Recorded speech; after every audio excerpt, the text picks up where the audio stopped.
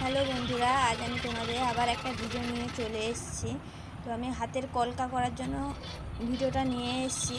সবাই তোমরা বলেছিলে। তো দেখো, কলকা করার সময় আমি লাল রঙের রং নিয়েছি আর সাদা রং নিয়েছি। তো রংটা নিয়েছি, পোলো রং নিয়েছি। তোমরা ক্যামেল নিতে পারো, কেউ ফেব্রিক কালারে করতে পারো, যে যার যেটা ভালো লাগে সেটা করতে পারো।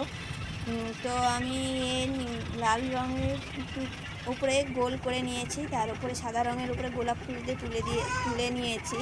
তো তুলিটা নিয়েছি 4 নম্বর তুলি নিয়েছি। তোমরা 0 নম্বর নিতে পারে বা 1 নম্বর নিতে পারো, তো যাদের যেটা সুবিধা হয় সেটা নিয়েই করতে পারো।